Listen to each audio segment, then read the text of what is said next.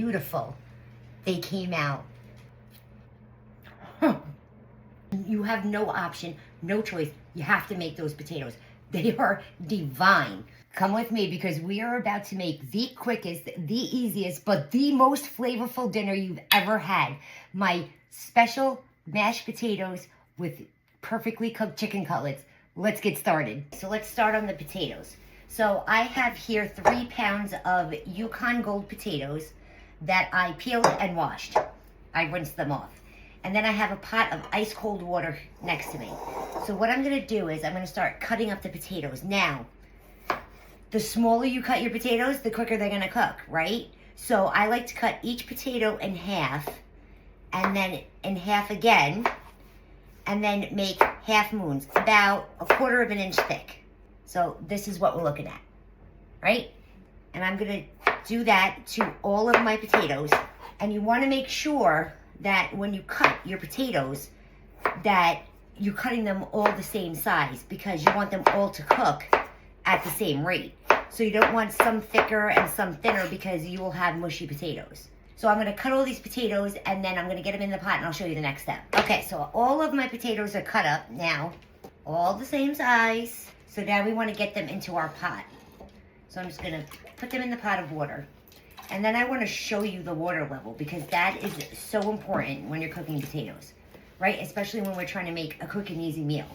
Oh, did you see my paper towel under my cutting board? Let's just go there for a second. I have a damp paper towel, and I always have it under my cutting board. That way, when I'm cutting on the cutting board does not move, okay? I watch videos sometimes and I cringe, because I'm watching people cut or chop and they're chasing the cutting board. The cutting board's going all over the place. This one simple trick alleviates a trip to the ER. Just put a wet paper towel under it. You could also put it under a bowl or a pot, so it helps your vessel not move around. I digress. So we have our potatoes in our water. And can you see that I have the water just about 1 inch over the top of the potatoes? There's no need to fill the pot up to the top, and you have 5 or 6 inches of water above it's unnecessary, okay? And it's gonna take your water longer to boil. Just 1 inch over the top, just until the potatoes are covered. That's all you need. But what you do need is salt, right? They're potatoes, they need salt, they need flavor. They're bland without it, right? So you wanna heavily salt your potatoes in the water.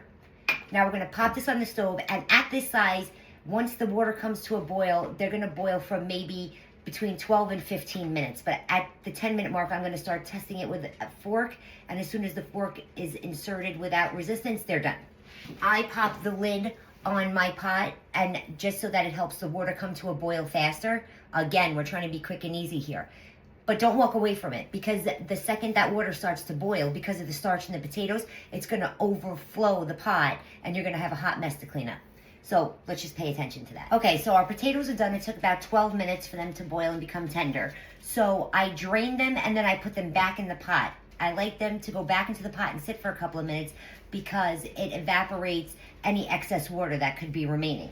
So now that that's done, we're gonna add in a stick of butter, some more salt, some black pepper, and then my favorite, some garlic and herb cheese. You can use any brand garlic and herb cheese. If you can't find garlic and herb, you can certainly use shallot. There's so many different flavors, but this is my favorite. So I take the whole container, which is about 8 ounces, I believe, and I just dump it in there. If I don't have that on hand for some reason, then I use sour cream. You can use cream cheese, whatever. The possibilities are endless. The point is, I want these potatoes to have as much flavor as they possibly can. And then I go in with some heavy cream. I said this was a quick and easy dinner. I did not say that it was fat-free, and I certainly didn't say that it wasn't gonna be delicious. So then I just go in with a potato masher, and I just mash away. So of course my potato masher broke while I was trying to do this, so we have to improvise. So I'm just using my meat squisher, same concept, and we're just gonna mash those potatoes up. So once our potatoes are good and mashed, I want to transfer it to a casserole dish. Get them all in there. Leave no potato behind. These potatoes smell so good already, I can't wait to eat. So just spread them out into a nice even layer. And then what did I say before? I put Parmigiano-Reggiano cheese on everything, literally. So I'm gonna top this with some freshly grated Parmigiano-Reggiano cheese. And this is not only gonna give it great flavor, but it's also going to give it a nice golden brown and nutty crust. This recipe is great for the holidays. If you're trying to impress people and not give them just the ordinary mashed potato, this is a great recipe for that. So make sure you hit the save button, because you can save this for Easter. Or if you're making at home Valentine's Day dinner, this is perfect. Okay, so I'm gonna pop this now in a 350-degree oven for just about 10 or 15 minutes.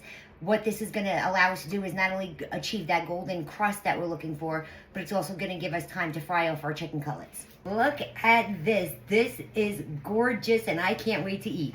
I wanna show you these potatoes. Look at how beautiful they came out. Gorgeous potatoes. Oh my God. Look at how beautifully fluffy they are. I have to taste the potatoes first. I can't get some of that crust. Huh. You have to make those potatoes. You have to make them. You have no option, no choice. You have to make those potatoes. They are divine. Oh my God. I told you this was going to be quick. It was going to be simple. It hasn't even been 42 minutes. It's exactly 42 minutes from start to finish with filming. And we have this beautifully gorgeous, delicious dinner on the table.